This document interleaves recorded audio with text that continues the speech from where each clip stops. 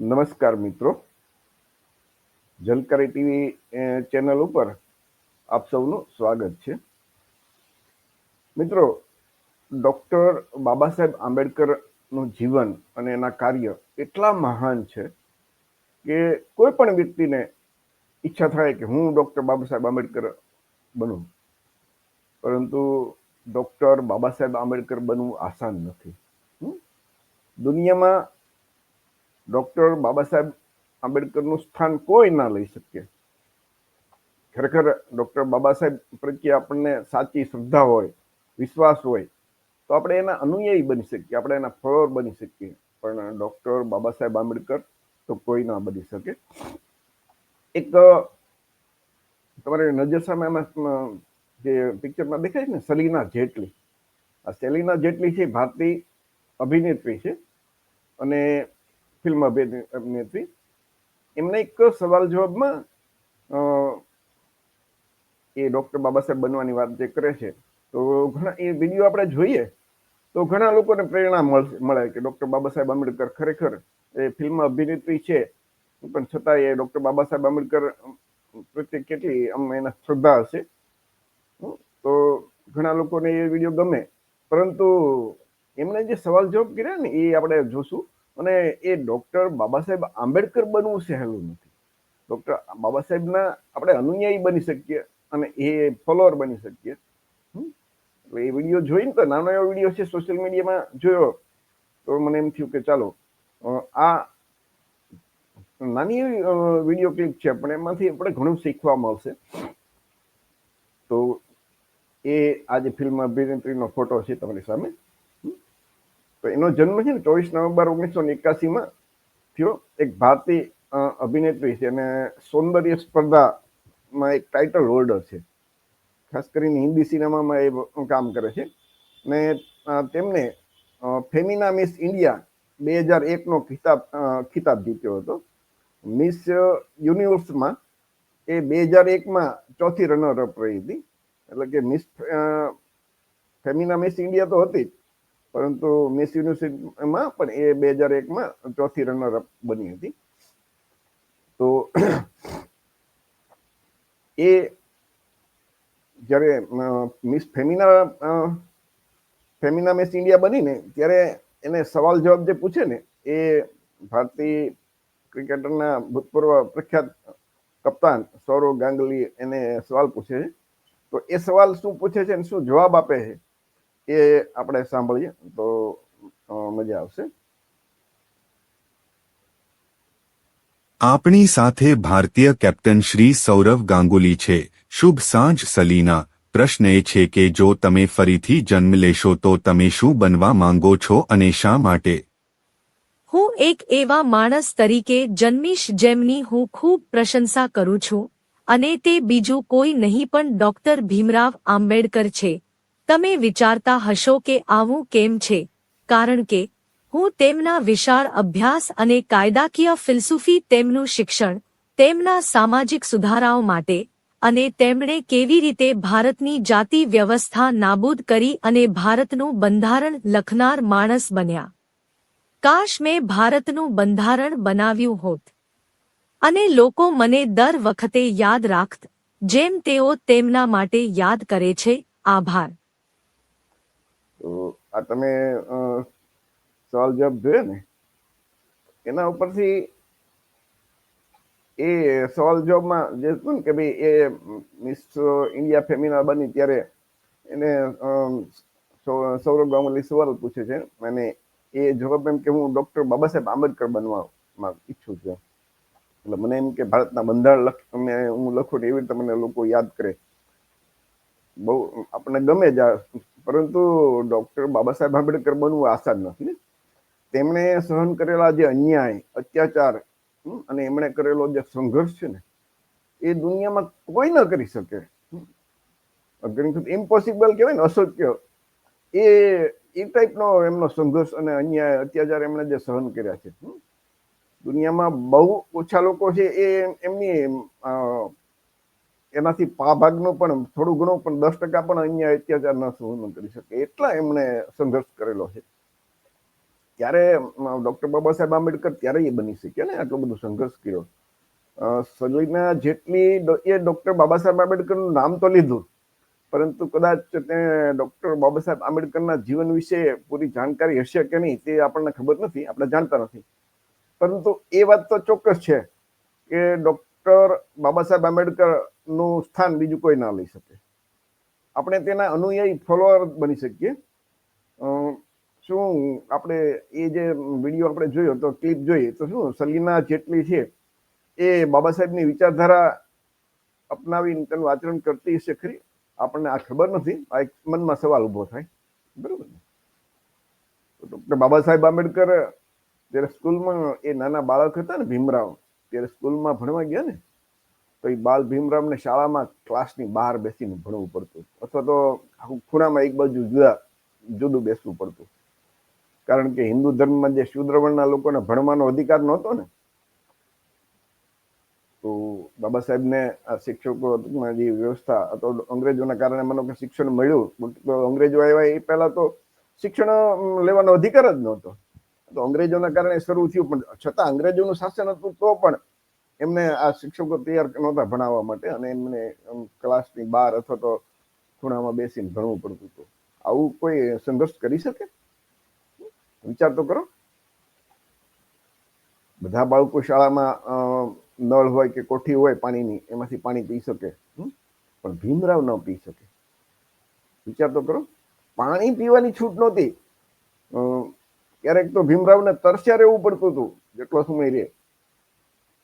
હિન્દુ ધર્મની અંદર શુદ્ર અને અતિશુદ્ર સાથે કેટલો ભેદભાવ જે એના ધર્મશાસ્ત્રોમાં લખ્યો છે, અને એ ધર્મશાસ્ત્રોમાં લખેલું છે એ લોકો જે કઈ શિક્ષકો હતા તો એની વ્યવસ્થા હતી, એ લોકો એનું આચરણ કરતા હતા, કેમ કે એ હિન્દુ હતા. અને બાબા સાહેબની મહાર જાતિ હતી, એ શુદ્ર અતિ શુદ્રમાં આવે. તો આવું પાણી પીવાની છૂટ ન હોય, આવો સંઘર્ષ કોઈ કરી શકે? બાળ ભીમરાવ એ વખતે શું એને ખબર હોય? એ ઘરે જઈને એને માતાને સવાલ કરે છે કે શાળામાં મારી સાથે આમ કેમ બધા ભેદભાવ કરે છે? તો માતા એમના જે છે ભીમાબાઈ, એ એમને કહે છે કે બેટા આવું શાસ્ત્રોમાં લખેલું છે, પુસ્તકમાં લખેલું છે. મનુસ્મૃતિથી માંડીને આ બધા જે શાસ્ત્રો, હિન્દુ ધર્મમાં શાસ્ત્રોમાં એમ કે લખેલું છે.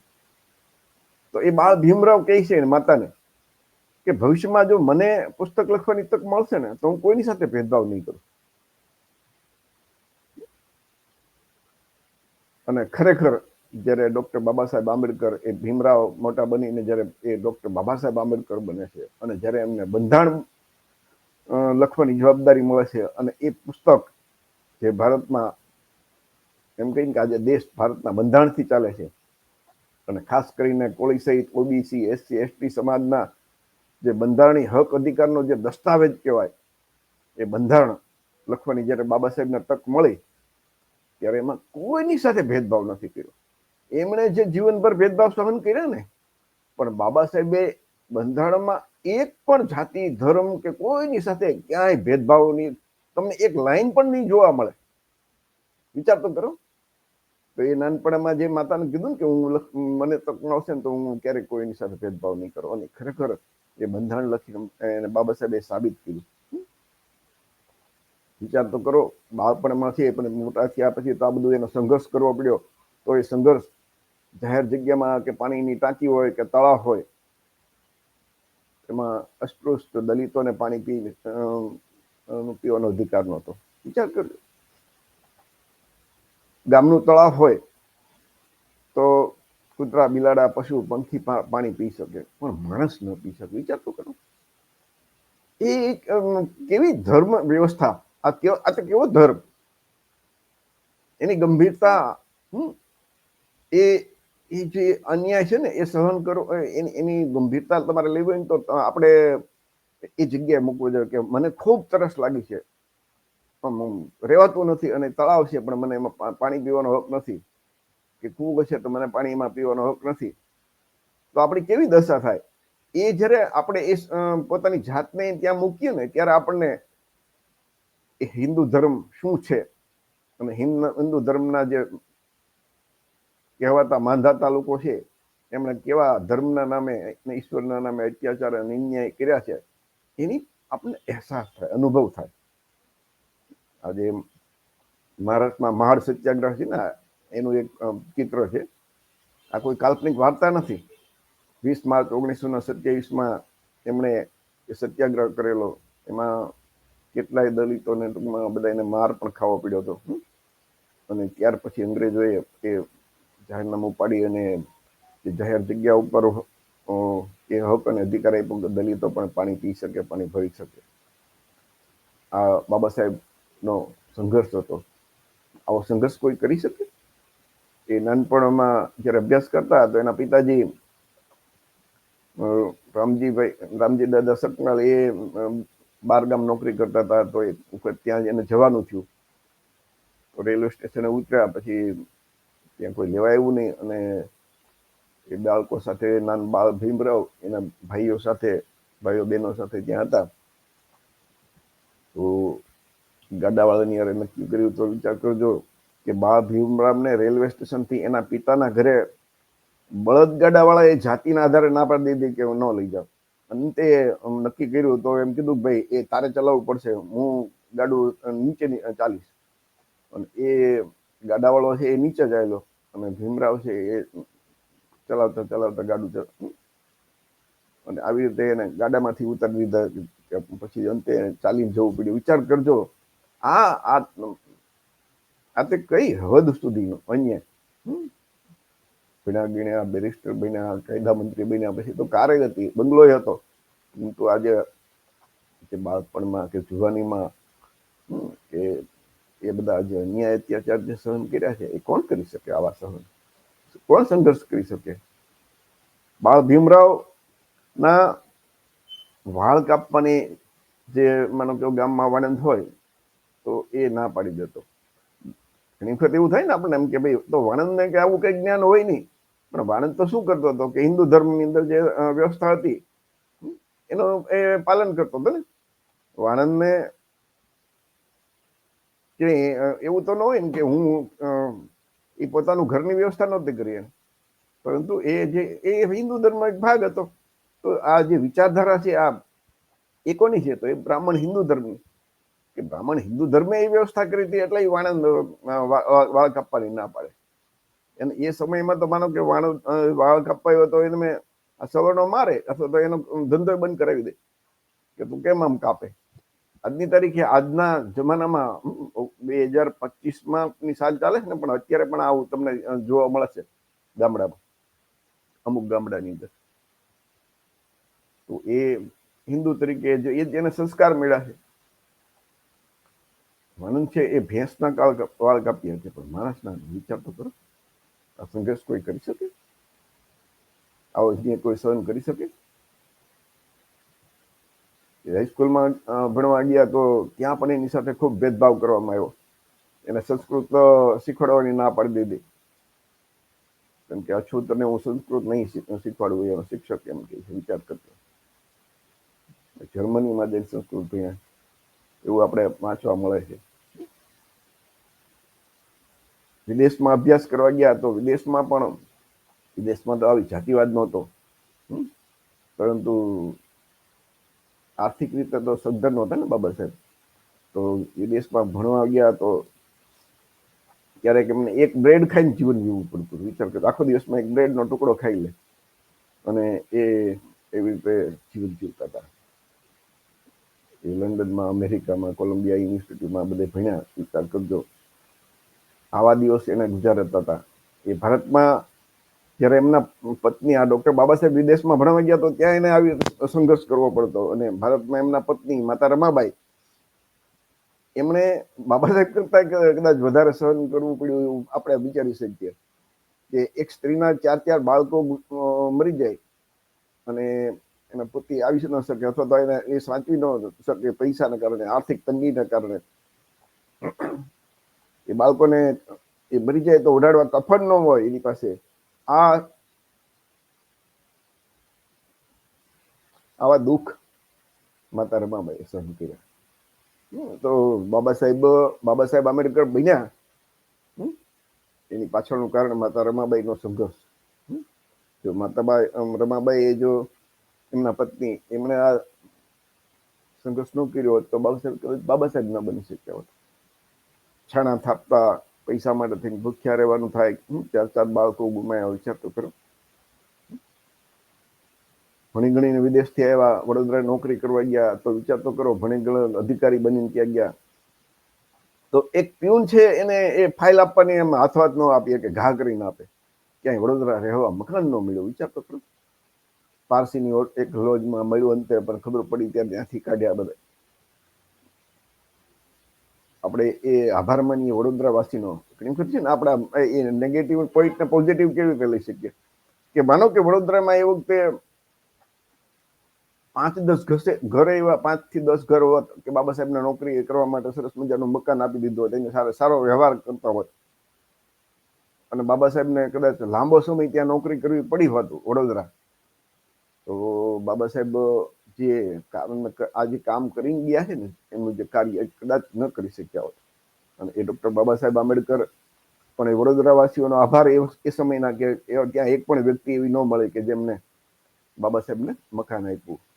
તો એના કારણે ડોક્ટર બાબા સાહેબ જયારે વડોદરા છોડ્યું ત્યારે સંકલ્પ ભૂમિ જે વડોદરાનો જે કમાટી બાગ છે ત્યાં બેઠા અને એમાં સંકલ્પ લીધો કે મારી જેવા ભણેલા ગણેલા સાથે જો આવો ભેદભાવ થાય તો સામાન્ય માણસોની શું દશા થાય, એટલે એમ કે હું આને ગમે એમ કરી દૂર કરીને જ ઝંપીશ. તો આ સંકલ્પ ભૂમિનો વડોદરાનો ઇતિહાસ છે. આવો સંઘર્ષ કોણ કરી શકે? સલીના જેટલી થી માંડીને જે પણ ડોક્ટર બાબા સાહેબ આંબેડકરનું નામ લે છે એ કરી શકે ખરા? વિચાર કરજો.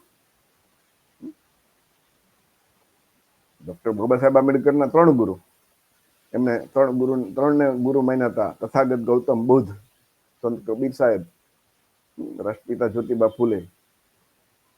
આ 3ની વિચારધારા બાબા સાહેબમાં આવી એટલે બાબા સાહેબ આ બધું કામ કરી શક્યા. તો મારા તમારા તો ગુરુ જ તે કોઈ ગાંજો પીતા હોય એવા હોય એને બનાવીને બેઠા હોય, અને તો પછી આપણી દશા શું થાય? ગુરુ તો આવા જ હોય ને. અને એ આપણા ઓબીસી એસસી એસટી સમાજમાં જન્મેલા છે. તો બાબા સાહેબના જીવન ઉપરથી આપણને પ્રેરણા મળે કે આપણે ગુરુ કોને રખાય. સંત કબીર પણ એ જીવતા નહોતા, ગૌતમ બુદ્ધ પણ એ જીવતા નહોતા, અને જ્યોતિબા ફૂલેનું જયારે અવસાન થયું પછી ડોક્ટર બાબા સાહેબ આંબેડકરનો જન્મ થયો. તો 3 જીવિત વ્યક્તિ નહોતા, પણ એમના જે વિચારો, એમના પુસ્તકો, એમનું સાહિત્ય એ વાંચીને એટલે એમ ડોક્ટર બાબા સાહેબ આંબેડકર એમને ગુરુ બન્યા. અત્યારે તો આપણે જીવતા બધા જે લોકો જેને ગુરુ માનતા, મેં તો કોઈ દિવસ કોઈને માનતો નથી ગુરુ. મારા ગુરુ તો ડોક્ટર બાબા સાહેબ, આપણે ગૌતમ બુદ્ધ અને જ્યોતિબા ફૂલેને જ માનીએ છીએ આપણે તો.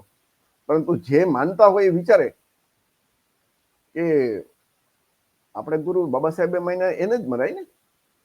ભારતના સૌથી વિદ્વાન, 32 ડિગ્રી જેમની પાસે હોય, 6 થી 7 ભાષાના જાણકાર, બંધારણના ઘડવૈયા, ભારત રત્ન અને વિશ્વમાં જેનું નામ છે એવા ડોક્ટર બાબા સાહેબ આંબેડકર જો આ 3 ગુરુને ગુરુ માનતા હોય તો મારે ને તમારે કેમ ન માનવા જોઈએ? વિચારવાનું. સલીના જેટલીથી માંડીને જે કોઈ ભારતના તમામ રાજકીય લોકો તમે જોજો ડોક્ટર બાબા સાહેબ આંબેડકરનું નામ લેતા હશે. બાબા સાહેબના ફોટા રાખે, ફોટા એની ઓફિસમાં રાખે, અને બાબા સાહેબના નામે મત મેળવવા માટે આવા બધા પેંતરા કરતા હોય. એ બાબા સાહેબની વિચારધારા ફોલો કરતા હોય, એની જે બાબા સાહેબનો જીવન પ્રમાણે એનું આચરણ કરતા હોય છે. એને આચરણ કરે બાબા સાહેબના વિચારો, બાબા સાહેબના વિચારધારા, એ બાબા સાહેબના અનુયાયી કહેવાય. ફોટો રાખે, બાબા સાહેબ જય ભીમ બોલે, તો એનાથી કોઈ ફાયદો નથી.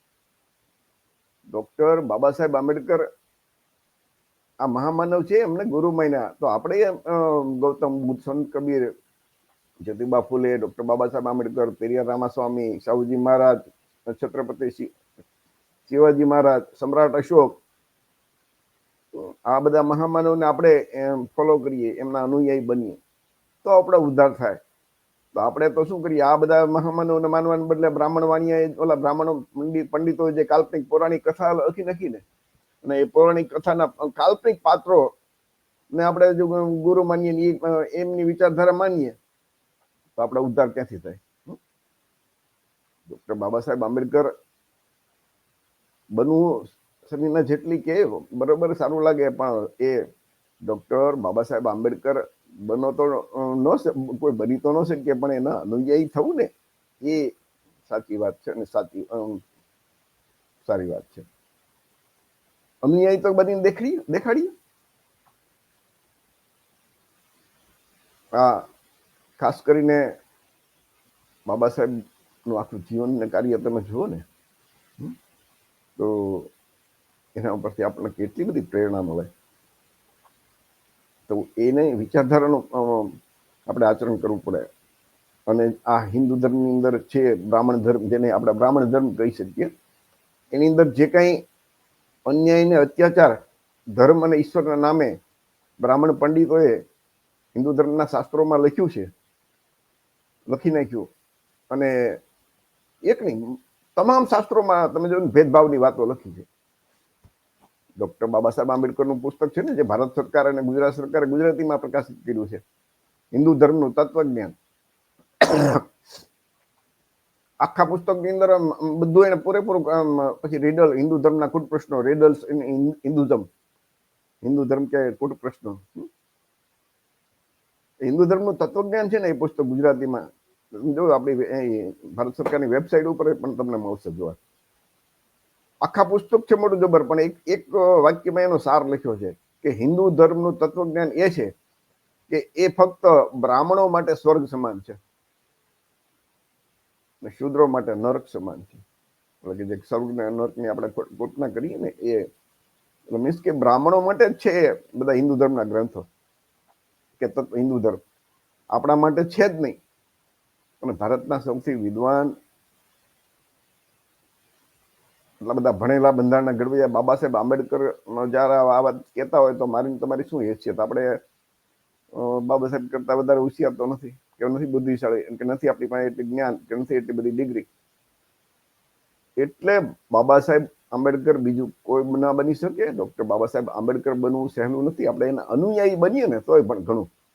હું તમને કહું 10% આપણે એનું ફોલો કરીએ ને, આપણે આચરણ કરીએ ને, તો ઘણું બધું થશે. અને એ હિન્દુ ધર્મના જે શાસ્ત્રો અથવા તો એની જે ધર્મ વ્યવસ્થાએ જે અન્યાય અને ત્રાસ લખ્યા છે શૂદ્રવર્ણના લોકો માટે, ઘણી વખત શૂદ્રવર્ણના લોકો, શૂદ્ર કોણ એ પણ લોકોને પ્રશ્ન થાય ને.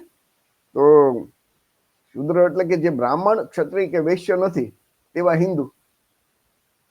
હિન્દુ ધર્મની અંદર ફક્ત 4 વર્ણ છે: બ્રાહ્મણ, ક્ષત્રિય, વૈશ્ય અને શૂદ્ર. તો જે બ્રાહ્મણ નથી, ક્ષત્રિય નથી, વાણિયા નથી, એટલે કે જેને જનોઈ પહેરવાનો અધિકાર નથી, એવા શૂદ્ર. બ્રાહ્મણ, ક્ષત્રિય, વૈશ્ય ને જનોઈ પહેરવાનો અધિકાર છે, શૂદ્રોને નથી. ઘણા શૂદ્ર વર્ણના એટલે આજના ઓબીસી, કોળી, એ બધા પોતાને ક્ષત્રિય માનતા હોય અને ખોટે ખોટા કોલર ઊંચા કરીને ફરતા હોય. તો એમને પૂછી લેવાનું, ઓબીસીમાં આવતી ઘણી જાતિઓ છે, કે તમે જનોઈ પહેરો છો? ખબર પડી જશે. નામ કેવા રાખવાના, એ બધું ઘણી બધું એ તો મનુષ્ય, પણ જનોઈ એની આ બધી કસોટી છે. ક્ષત્રિય બનવાથી કઈ ફાયદો છે નહીં એમાં કઈ વધારે. તમારે હાથે કરીને ક્ષત્રિય થવું હોય તો પછી એના કરતા બ્રાહ્મણ જ બની જાવ ને, તો તમને ખબર પડે કોઈ બ્રાહ્મણ બનવા દેશ ખરું. હિન્દુ ધર્મના સૌથી મોટા વડા શંકરાચાર્ય આજની તારીખે જાહેરમાં યુટ્યુબ ઉપર એક નહીં પણ પોસ્ટર વિડીયો છે કે ભાઈ વર્ણ વ્યવસ્થા જરૂરી છે, જાતિ વ્યવસ્થા જરૂરી છે. એ તો હિન્દુ ધર્મનો પાયો છે, બેઝ છે. અને હિન્દુ ધર્મના તમામ શાસ્ત્રોમાં કે ધર્મ ગ્રંથોમાં શૂદ્રને નીચ, નાલાયક, અધમ જાતિના કીધા છે. છતાં શૂદ્રવર્ણના લોકો હિન્દુ બનીને જો ગર્વ કરતા હોય તો એની બુદ્ધિ વિશે શું કહી શકાય? તમે વિચારજો. અને આ ત્રાસના કારણે 14 ઓક્ટોબર 1956 રોજ ડોક્ટર બાબા સાહેબ આંબેડકરે પોતે પહેલા બૌદ્ધ ધર્મની દીક્ષા લીધી અને પછી એમના અનુયાયી જે છે એમને બૌદ્ધ ધર્મની દીક્ષા આપી. તો 2 દિવસની અંદર લગભગ 7-8-10 લાખ લોકોને એમને ડોક્ટર બાબા સાહેબ આંબેડકરે દીક્ષા આપી. અને આપણી કમનસીબી કે બાબા સાહેબ 4-5 અઠવાડિયા પછી જીવ્યા અને 6 ડિસેમ્બર 1956 રોજ એનું નિધન થયું, અવસાન થયું. એ વધારે જીવ્યા હોત તો આખું કદાચ ભારત બૌદ્ધમય કર્યું હોત. 10 વર્ષ વધારે જીવ્યા હોત ને તો બાબા સાહેબનો એ જીવનનો અંતિમ સંદેશ એ તમે જુઓ ને તો એના જીવનના છેલ્લા 5-7 વર્ષ એને બૌદ્ધ ધર્મ ઉપર જ કામ કર્યું. અને બુદ્ધા એન્ડ હિઝ ધર્મ, ભગવાન બુદ્ધ અને તેનો ધર્મ, એ પુસ્તક એમને લખ્યું. અને આપણા માટે એ આપણું ધર્મનું પુસ્તક છે. બૌદ્ધ ધર્મની અંદર શા માટે આપણે બાબા સાહેબ બૌદ્ધ ધર્મ સ્વીકાર્યો? તો કે એને માનવતા છે, સમાનતા છે, દરેક જીવ પ્રત્યે કરુણા છે, ગયા જન્મ કે આવતા જન્મની વાત નથી, કોઈ ઈશ્વર, કોઈ દેવી દેવતા નથી, જન્મથી મરણ સુધીના કોઈ કર્મકાંડ નથી, અને વૈજ્ઞાનિક ધર્મ છે. શીલ અને સંસ્કારનું પાલન કરો, એ જ બૌદ્ધ ધર્મ. એમાં માણસ કેન્દ્ર સ્થાને છે, કોઈ ઈશ્વર કે દેવી દેવતા નહીં. અને એ દુનિયાનો સૌથી કહીએ કે બેસ્ટ અને આધુનિક ધર્મ, જેને વૈજ્ઞાનિક ધર્મ કહેવાય, એ ધર્મ છે બૌદ્ધ ધર્મ. અને એ આપણા સમાજમાં આપણી સાથે આપણા જેની સાથે લોહીનો સંબંધ છે એવા તથાગત ગૌતમ બુદ્ધ એ માર્ગ બતાવીને ગયા છે. એ જ માર્ગ એના ઉપર ડોક્ટર બાબા સાહેબ ચાલ્યા. તો મારે ને તમારે તો વિચારવાનું જ નથી ને, માર્ગ બનેલો જ છે, એના ઉપર ચાલવાનું જ છે. તો આ ડોક્ટર બાબા સાહેબ આંબેડકરે ભિક્ષુ કેમ હોય, ભિક્ષુ જેવો એનો ઈવરમાં એમનો ફોટો છે. અને એ દીક્ષા લીધી ને પછી એમના જે અનુયાયી છે એને 22 પ્રતિજ્ઞા આપી. એ 22 પ્રતિજ્ઞા લેવડાવી. અને 22 પ્રતિજ્ઞા અત્યારે આપણે વાંચતા નથી, પણ એ તો યુટ્યુબમાં, સોશિયલ મીડિયામાં, ગૂગલમાં સર્ચ કરો 22 પ્રતિજ્ઞા એટલે તરત જ આવી જશે.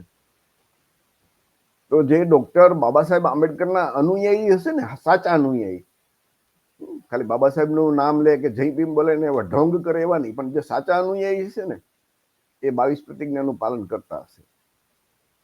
22 પ્રતિજ્ઞાનું પાલન કરવું નથી અને ફક્ત ડોક્ટર બાબા સાહેબ નું નામ લેવું, તો એ આવા કોણ કોણ હોઈ શકે? રાજકીય ફાયદા માટે લોકો લેતા હોય કે ભાઈ આ દલિત અને પછાત વર્ગોના ઓબીસી ના મત મળે, એટલા માટે ઘણી વખત કોઈ નામ લેતા હોય. કોઈ પ્રસિદ્ધિ માટે કે ભાઈ બાબા સાહેબ જેવું વિશ્વમાં જેનું નામ રોશન છે એનું નામ લઉં તો મને પ્રસિદ્ધિ મળે. અને રાજકીય લોકો એવું કરે, ફિલ્મ અભિનેત્રી એવું કરે કે ફિલ્મ અભિનેતા એવા કરે, એવું કરતા હોય તો એ પ્રસિદ્ધિ માટે કરતા હશે. પરંતુ ઓબીસી, એસસી, એસટી કે જેમને માનવી હક અને અધિકાર જે મળ્યા, અને ભારતની તમામ મહિલાઓ, એમને તો બાબા સાહેબના કારણે, બંધારણના કારણે એ માનવી હક અને અધિકાર મળ્યા. બાકી તો એ પહેલા તો કેવી પશુ કરતા ખરાબ દશા હતી. તો આપણે જયારે બાબા સાહેબનું નામ લેતા હોય, જય ભીમ બોલતા હોય, અને ડોક્ટર બાબા સાહેબ આંબેડકરનો આપણે એમ કહેતા ભાઈ હું એનો અનુયાયી છું, હું તો બાબા સાહેબને માનું છું, અને 22 પ્રતિજ્ઞાનું પાલન હું નથી કરતો, તો મારી જેવો બીજો ઢોંગી નહીં. 14મી એપ્રિલે બાબા સાહેબનું સ્ટેચ્યુ હોય ત્યાં ફુલાર કરવા જાય, 6 ડિસેમ્બરે જાય, ઘરમાં ફોટો કદાચ ટીંગાડવા રાખે, પણ 22 પ્રતિજ્ઞાનું પાલન ન કરે, તો એ તો ખરેખર ઢોંગ છે. સાચા અનુયાયી તેને કહેવાય કે જે 22 પ્રતિજ્ઞાનું પાલન કરો. અને 22 પ્રતિજ્ઞાનું પાલન તમે કરો એટલે તમે એક માનસિક રીતે આઝાદ થઈ જશો. તમને કોઈની ગુલામી તમે સ્વીકારી જ નહીં કરી શકો. પછી આ રાજકીય પાર્ટીઓ કે રાજકીય નેતાઓ કે જે હિન્દુ ધર્મના, બ્રાહ્મણ ધર્મના ઠેકેદારો જે તમને ગુલામ બનાવે છે ને માનસિક રીતે, એ તમે ગુલામીમાંથી મુક્ત થઈ જશો. એક આઝાદ પંખીની જેમ તમારું મગજ છે વિચાર કરતું થઈ જશે. તો 22 પ્રતિજ્ઞા નું પાલન કરવું નથી અને બાબા સાહેબના અનુયાયી તરીકે દેખાડો કરવો, તો એવો ઢોંગ ન કરાય. ખાસ કરીને તો જે ડોક્ટર બાબા સાહેબ આંબેડકરની આરક્ષણ અનામત નીતિના કારણે જે ઓબીસી, એસસી, એસટી, ઓબીસીમાં ખાસ કરીને ગુજરાતમાં સૌથી મોટો કોળી સમાજ છે, કોળી ઠાકોર, તો જેને ઓબીસી નામે આરક્ષણ લીધું છે, નોકરી કરે છે, ભણવામાં કે શિક્ષણમાં વકીલ બન્યા, સરકારી કે ડોક્ટર બન્યા, એન્જિનિયર બન્યા, અને એ ડોક્ટર બાબા સાહેબ આંબેડકરના નામનું ખાય છે અને બાબા સાહેબના જે આદેશ છે એનું પાલન નથી કરતા, તો એ ભણેલા ગણેલા જવાબદારી છે ને. 99% ઓબીસી, એસસી, એસટી, કોળી સહિત એમણે હિન્દુ ધર્મના શાસ્ત્રો વાંચ્યા જ નથી. 99%.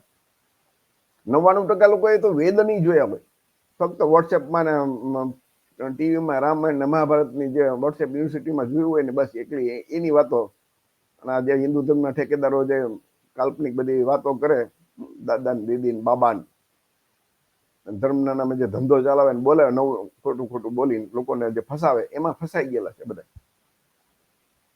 તો આપણે તમે જે લોકો હિન્દુ ધર્મના શાસ્ત્રો વાંચે ને, વેદ વાંચે, પુરાણ વાંચે, વાલ્મીકી રામાયણ, ભગવદ ગીતા, વિષ્ણુ પુરાણ, ભાગવત પુરાણ અને મનુસ્મૃતિ. તમે મનુસ્મૃતિ નામનો જે ગ્રંથ છે હિન્દુ ધર્મનો, એ લોકો પવિત્ર ગ્રંથ કહે છે, જે શંકરાચાર્ય કહે કે મનુસ્મૃતિ જરૂરી છે. એ મનુસ્મૃતિ નામનો એક ગ્રંથ વાંચો અને વાંચ્યા પછી તમને એક થોડી ઘણી બુદ્ધિ હોય ને, જેમાં 10% બુદ્ધિ હોય, 90 બાકી 100% ખાલી 10% હશે ને બુદ્ધિ, જેનો બુદ્ધિ તો પૂરેપૂરી 10%નો જે તમે ઉપયોગ કરી શકતા હો, તો તમને સમજાશે કે જે ધર્મની અંદર, જે ધર્મશાસ્ત્રોની અંદર મારા માટે આટલું સહન ન થઈ શકે એટલું ખરાબ લખેલું છે, એ ધર્મ મારો નહીં હોય. અને એટલે જ ભારતના સૌથી વિદ્વાન ડોક્ટર બાબા સાહેબ આંબેડકરે હિન્દુ ધર્મ છોડ્યો અને દુનિયાનો સૌથી ઉત્તમ બૌદ્ધ ધર્મનો સ્વીકાર કર્યો. મિત્રો, સલીના જેટલીએ જે વાત કરી એમાં આપણે એનો કોઈ વાંક નથી કરતા. બાબા સાહેબનું એના કારણે એને પ્રસિદ્ધિ મળતી હોય, સીધી વાત છે. પરંતુ કોઈ બાબા સાહેબનું રાજકીય લોકો, રાજકીય નેતાઓ, મને તો રાજકીય નેતાઓ ઘણી વખત એમ થાય કે 14મી એપ્રિલે જાય ફુલહાર કરવા અને બાબા સાહેબની 22 પ્રતિજ્ઞાનું પાલન ન કરે, અને બાબા સાહેબને એમ તો હિન્દુ રાષ્ટ્ર ઠેકો લઈને દોડતા હોય, તો એવા લોકોને તો આજની તારીખે ને હિન્દુ હિન્દુ કરીને લોકોને મારી નાખે, કુંભ મેળામાં લઈ જાય, પરાણે ગંદા ગોબરા પાણીમાં નવરાવે, બધાને માંદા પડે, ભૂખ્યા તરસા લોકો કેવા હેરાન થાય. બાબા સાહેબનું નામ લેવા વાળા પાસે બાબા સાહેબ કરશે, અને આચરણ કેવું? બાબા સાહેબની વિચારધારા વિરુદ્ધ, બિલકુલ. તો બાબા સાહેબનું નામ એ જ એને લેવાનો હક છે, અધિકાર છે કે જે બાબા સાહેબની વિચારધારાને ફોલો કરે. બાબા સાહેબ વિચારધારા, એનું આચરણ કરવું નથી અને બાબા સાહેબનું નામ લે, તો એ દરેક ભણેલા ગણેલા લોકોને હું ખાસ જવાબદારી કહું છું. આપણા કોળી, ઓબીસી, એસસી, એસટી સમાજના જે ભણેલા લોકો છે, શિક્ષકો છે, સરકારી કર્મચારીઓ છે, અર્ધ સરકારી કર્મચારીઓ છે, એમની જવાબદારી છે આપણા જે ગરીબ સમાજ છે ને આપણો, એમને આ સાચું જ્ઞાન આપીએ, લોકોને સમજાવીએ કે ખરેખર આપણો મૂળ ધર્મ શું છે, આપણે આ બરબાદીનું મૂળ કારણ શું છે. જ્યાં સુધી આપણી બરબાદીનું મૂળ કારણ આપણે દૂર નહીં કરીએ, ત્યાં સુધી બરબાદી કેવી રીતે દૂર થશે? તો મૂળ કારણ છે આ હિન્દુ ધર્મના કારણે વર્ણ વ્યવસ્થા હોય. વર્ણ વ્યવસ્થા એ અધોગતિનું મૂળ છે. સ્વામી સચ્ચિદાનંદનું પુસ્તક છે ને કે અધોગતિનું મૂળ વર્ણ વ્યવસ્થા. અને વર્ણ વ્યવસ્થા એનું મૂળ કારણ હિન્દુ ધર્મ, બ્રાહ્મણ ધર્મ. તો હિન્દુ ધર્મમાં પડ્યા રહેવું છે અને અન્યાય અત્યાચાર થાય ત્યારે દેકારા કરવા, એ અન્યાય. હિન્દુ ધર્મની અંદર શૂદ્રોને અન્યાય અત્યાચાર કરવો હોય એનું નામ જ હિન્દુ ધર્મ. શાસ્ત્રોમાં તમે વાંચો, શાસ્ત્રો વાંચીએ એટલે આપણે આવું સમજાય.